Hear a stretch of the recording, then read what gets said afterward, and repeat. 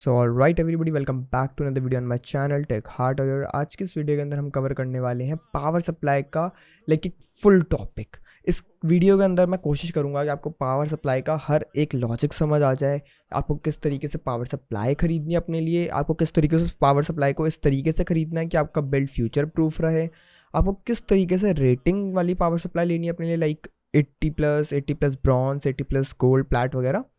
And last कि आपको किस तरीके से पावर सप्लाई की कंपनी सेलेक्ट करनी है, क्योंकि कुछ लोगों को यार यहाँ पे ना कन्फ्यूजन रहता है कि मैं किस कंपनी की पावर सप्लाई खरीदूँ यहाँ पर। और वो कभी कभी यार देखो, मैं मेंशन नहीं करूँगा स्पेसिफिकली कंपनीज़ को, वो उन कंपनीज की पावर सप्लाई खरीद लेते हैं जिनके कैपेसिटर्स, जिनके बोर्ड्स, जिनके कॉइल्स वगैरह की क्वालिटी उतनी अच्छी नहीं होती है। एंड यार फिर देखो वही ऑब्वियसली उनको पावर सप्लाई जलती हुई दिखती है अपने पीसी के अंदर, उनको पावर सप्लाई में से धुएँ दिखते हैं, कभी कभी उनके ग्राफिक कार्ड डैमेज हो जाते हैं, मदरबोर्ड डैमेज हो जाता है और बहुत सारे इश्यूज आते हैं। तो यार इस वीडियो को ना पूरा एंड तक देखना। और उससे पहले मैं एक और चीज़ बोलूँगा, यार आप में से सिर्फ 1% से भी कम लोगों ने चैनल को सब्सक्राइब करा हुआ है। यार वीडियोस देखते हो, आपको पसंद आती हैं, बनाने में मेहनत लगती है, यार तो नीचे एक रेड कलर का सब्सक्राइब बटन है, उस पर जल्दी से क्लिक कर दो, क्योंकि सब्सक्राइब करना फ्री है। और अगर आप कभी अपना मन चेंज करोगे तो यार कर देना अनसब्सक्राइब, कोई दिक्कत वाली बात नहीं है, बट अभी के लिए सब्सक्राइब कर दो। सो गाइस, वीडियो में आगे बढ़ने से पहले मैं बताना चाहूँगा that this video is sponsored by me. अगर आप भी चाहते हैं अपने लिए कोई भी एक नया गेमिंग पीसी, स्ट्रीमिंग पीसी, या फिर एक नॉर्मल ऑफिस बिल्ड वगैरह करना या लैपटॉप खरीदना, तो आप डिस्क्रिप्शन में दी गई मेरी ईमेल पे मुझे कांटेक्ट कर सकते हैं। वहाँ पे हम बात कर लेंगे एंड आपको अपने लिए एक बेस्ट प्राइस के अंदर एक best gaming PC fully customize जैसा आपको चाहिए होगा मिल जाएगा। So let's roll the intro. तो यार सबसे पहले मैं रखूँगा यहाँ पे पावर सप्लाई की वॉटेज। अब बहुत सारे लोग जब पीसी बिल्ड करते हैं तो वहाँ पे उन्होंने सबसे ज़्यादा कॉमन चीज़ सुनी होगी 450 वॉट की पावर सप्लाई, 550, 500, 600, 650, 1000, 1200 वॉट की पावर सप्लाई। तो यार अब बात करते हैं पावर सप्लाई के ना वॉटेज किस तरीके से आपको करनी है कैलकुलेट वगैरह। तो यहाँ पे मैं अभी यार देखो जरा अपनी स्क्रीन शेयर कर देता हूँ, तो उसके अंदर मैं साथ साथ आपको करता हुआ दिखाता रहूँगा कि आपको किस तरीके से वॉटेज कैलकुलेट करनी है एंड साथ ही साथ किस तरीके से आगे और चीज़ें वर्कआउट करेंगी। तो ये रही मेरी स्क्रीन। तो यार यहाँ पे अगर आप देखो तो मैंने MSI का पावर सप्लाई कैलकुलेटर खोला हुआ है, इसका लिंक मैं आपको डिस्क्रिप्शन में दे दूंगा, वहाँ पे जाके ईजिली इसको ओपन करके अपना पीसी को कैलकुलेट कर सकते हैं। अब यार यहाँ पे जो मैं एग्जांपल लेने वाला हूँ मैं अपने खुद के पीसी का लेने वाला हूँ। और अगर आपने अब तक मेरे पीसी बिल्ड की वीडियो नहीं देखी है तो यार देखो ऊपर आई बटन आ रहा होगा, उसके अंदर मैं वीडियो को लिंक कर दूंगा, आप जाके उसको भी देख सकते हैं। मेरा जो पीसी बिल्ड मैंने अभी करा था 6-7 महीने पहले। तो चलो हम बात करेंगे, देखो CPU मैंने लगाया था 5700X। तो 5700X मैंने यहाँ पे सिलेक्ट कर दिया। बात आती है GPU की, तो GPU जो मैंने यहाँ पे यार देखो लिया था वो 4060 लिया था। एंड 4060 के अंदर मैं एक ही सिलेक्ट करूँगा क्योंकि मैंने एक ही लिया था और उतने पैसे थे मेरे पास। अब बात करेंगे रैम की, तो मैंने DDR4 लगाई थी, वो भी सिर्फ एक मॉड्यूल। और मैं अपग्रेड करूँगा, 4 स्लॉट है, मैं करूँगा फ्यूचर में अपग्रेड, टेंशन ना लो अभी के लिए। अब यार देखो यहाँ पे आता है PCI X1, PCI X4, PCI X8 and PCI X16। अब ये क्या होते हैं, यहाँ पे PCI कार्ड्स होते हैं आपके, अगर आप कोई लैन कार्ड लगा रखा है या फिर आपको कोई वाईफाई कार्ड या फिर कुछ भी इस तरीके का आपको कुछ एडिशनल लगाना है तो आप उसको यहाँ ऐड कर सकते हैं। मैंने नहीं लगाया तो इसलिए मैं नहीं करूँगा। स्टोरेज की बात करेंगे तो देखो मैंने एक हार्ड ड्राइव लगाई हुई है अपने पीसी के अंदर एंड यहाँ पे मैंने साथ ही साथ एक NVMe लगाई हुई है। बस ये दो ही मेरे पास यार अभी स्टोरेज ऑप्शंस हैं, और ऑप्टिकल ड्राइव वगैरह कुछ नहीं है। अगर आपके पास है तो आप यहाँ से ऑप्टिकल ड्राइव भी एक सिलेक्ट कर सकते हैं, CD राइडर्स वगैरह होते हैं ना, वो होती हैं ऑप्टिकल ड्राइव्स। अब बात करते हैं देखो अदर्स फैन। अब यहाँ पे क्या है कि अगर आप अपने कैबिनेट्स आपके कैबिनेट जो होता है उसके अंदर जितनी फैन हो उन सबको यहाँ पे इनपुट करोगे। सेकेंड, अगर आपने एक एयर कूलर या स्टॉक कूलर का यूज़ करा है और उसके ऊपर एक फ़ैन है तो वो भी आप यहीं पे ऐड करोगे। अगर आप एक स्टॉक कूलर लेंगे तो ऑब्वियसली उसके ऊपर यार एक सिंगल फ़ैन होता है स्टॉक कूलर पे। अगर हम बात करें यहाँ पे यार एयर कूलर, तो एयर कूलर के ऊपर 1, 2 या मैक्स मैंने आज तक 3 फ़ैन देखे हैं। तो जितने भी फ़ैन्स आप यहाँ ऐड कर दो, मेरे एयर कूलर के ऊपर 1 फ़ैन है।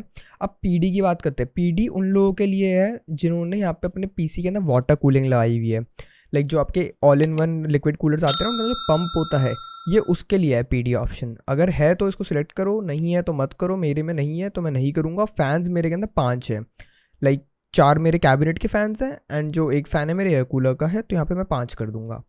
अब देखो यहाँ पे आ गया your recommended power supply wattage, यहाँ पे आ गई है 379 वॉट और मैंने अपने पीसी के अंदर लगाई है 650 वॉट।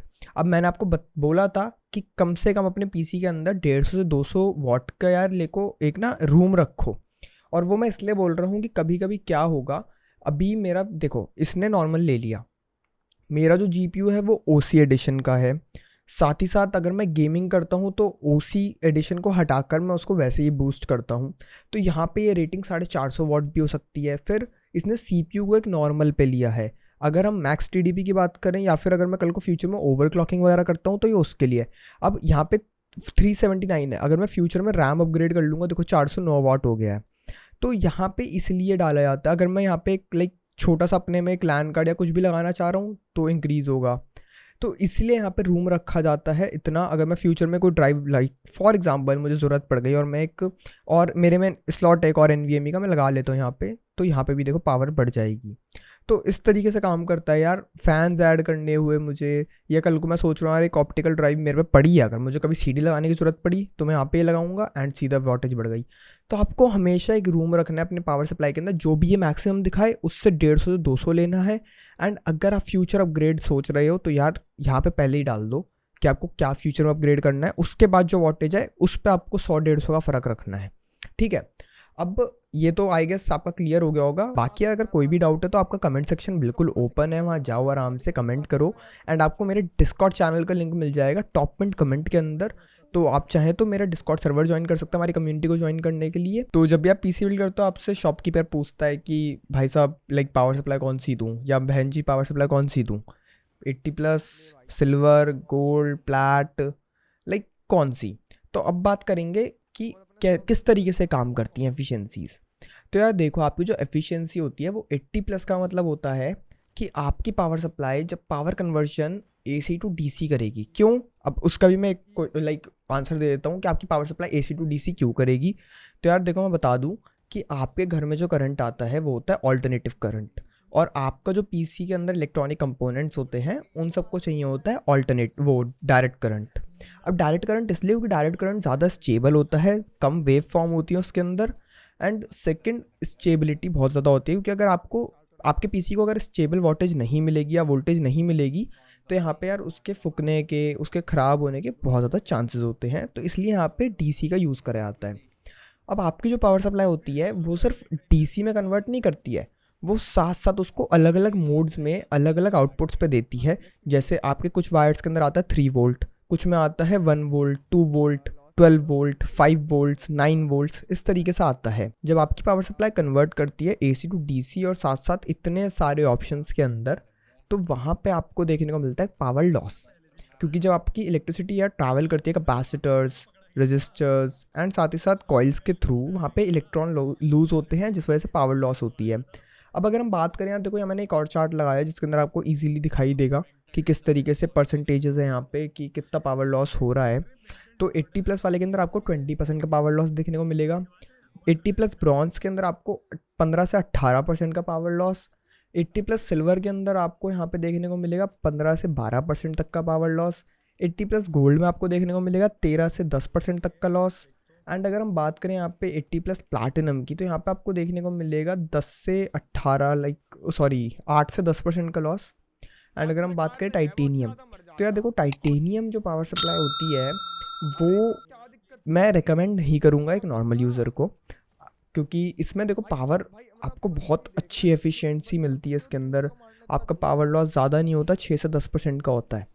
बट ये एक नॉर्मल एंड यूज़र के लिए नहीं है, जो एक नॉर्मल PC बिल्ड कर रहा है, एक नॉर्मल ग्राफिक कार्ड लगा रहा है, एक नॉर्मल प्रोसेसर वगैरह लगा रहा है, नॉर्मल यूज़ के लिए अपने PC को लेगा। ये भी मैं समझाऊंगा अभी, बट अभी क्लियर हो गया होगा आपको कि रेटिंग्स कैसे काम करती हैं। तो अब बात करते हैं आपको किस किस तरीके से सिलेक्ट करना चाहिए। अगर आप एक बिल्कुल नॉर्मल यूज़र हो, बिल्कुल ही नॉर्मली यूज़ करते हो अपने PC को, आप कोई ज़्यादा तगड़ा सा ग्राफिक कार्ड नहीं लगा रहे हो, तगड़ा क्या आप ग्राफिक कार्ड ही नहीं लगा रहे हो, और फ्यूचर में आपका अपग्रेड करने का कोई प्लान नहीं है, आप एक नॉर्मल ऑफिस बिल्ड कर रहे हो, तो यार आप जा सकते हो 80+ ब्रॉन्ज के साथ ईजिली। 80+ या 80+ ब्रॉन्ज आपके लिए परफेक्ट है। 80+ को तो भूल ही जाओ, 80+ ब्रॉन्ज तो मिनिमम क्राइटेरिया रखो, 80+ ब्रॉन्ज आपके लिए परफेक्ट है, आप ले सकते हो। अब अगर हम बात करें यहाँ पे उन लोगों की जो ग्राफिक कार्ड लगा रहे हैं बट बेसिक लेवल पे लगा रहे हैं, उन्होंने लगा लिया एक 1650 या एक पुराना 1050, 750, अगर उनको कहीं OLX वगैरह पे मिल रहा है और वो लगाना चाह रहे हैं, तो वो लोग यहाँ पे ब्रॉन्ज और सिल्वर प्रेफर कर सकते हैं। एंड अगर आप कर रहे हो एक गेमिंग PC बिल्ड जिसके अंदर आप एक लगाओगे 40 सीरीज़ का या 30 सीरीज़ का कार्ड, 3050, 3060, 3070 वगैरह, i7 Ryzen 7 या i5 Ryzen 5, आप यार सिल्वर और गोल्ड प्रेफर करो। अगर आप यार यहाँ पे बिल्ड कर रहे हो बिल्कुल एक्सट्रीम स्ट्रीमिंग लेवल वगैरह वाला, कि आप भाई स्ट्रीमिंग भी करोगे, आपको रेंडर्स भी निकालने हैं, घंटों घंटों आपका पीसी चलेगा, वहाँ मैं प्रेफर करूँगा यार मिनिमम गोल्ड ज़रूर लेना। क्योंकि जब घंटों तक आपका पीसी रन करेगा ना, तो ये जो 3 से 5% का डिफरेंस है, ये उन 10 घंटे के अंदर आपके पीसी पे इतना फ़र्क डालेगा कि आपके पावर जो आपके बिजली के बिल आएंगे ना, उनमें आपको इम्पैक्ट देखने को मिल जाएगा। और अब बात आएगी उन लोगों की जिनको मैं टाइटेनियम प्रेफर करने वाला हूँ, टाइटेनियम या प्लैटिनम। वो लोग होंगे जो यार अपने पीसी को बिल्ड कर रहे हैं सर्वर लेवल पे। अगर सर्वर लेवल पे नहीं तो वो कर रहे हैं gaming, streaming, 3D, but on industrial level. जब आपका पीसी यार 24/7 रन करेगा, मोस्टली आपके पीसी पे 24/7 रेंडर्स लगे रहेंगे, आपके पीसी पे बहुत हैवी टास्क हो रहे हैं, पीसी बंद ही नहीं हो रहा है, या फिर आप AI वगैरह के ऊपर वर्क कर रहे हो जहाँ पे आपके ग्राफिक कार्ड की पावर बहुत ज़्यादा लगेगी, वहाँ काम आएगी आपके लिए platinum and titanium power supply. क्योंकि जब आपका पीसीआर देखो इतने लॉन्ग टर्म में रन करेगा, बहुत पावर इम्पैक्ट्स देखने को मिलेंगे आपको। सो आई थिंक आज की वीडियो के लिए यार देखो इतना काफ़ी है। वीडियो अच्छी लंबी हो गई है, 12-15 मिनट की आई गेस पहुँच गई है वीडियो। और मुझे उम्मीद है कि यार आपको सब कुछ समझ आ गया होगा पावर सप्लाई के बारे में। अब लास्ट में अगर आप बोलोगे तो यार मैं कंपनीज़ को रख दूंगा कमेंट सेक्शन के अंदर। मुझे यार देखो कंपनीज़ पूछ लेना, मैं प्रेफर कर दूंगा, क्योंकि मैं नहीं चाहता मैं ऐसे वीडियो के अंदर किसी कंपनी को मेंशन करूं। एंड आप बस मेरे से रिकमेंडेशन मांग लेना, मैं डाल दूंगा, तो आप बस वो वाली ख़रीद लेना। कंपनी जो भी मैं डालूँ वो ज़्यादा बेटर रहेगा आपके लिए। बाकी एज स्पॉन्सर मैंने आपको बता दिया, अगर आपको अपने लिए करना है पीसी बिल्ड या फिर आपको पीसी हार्डवेयर में यार कुछ भी चाहिए, I do both wholesale and retail.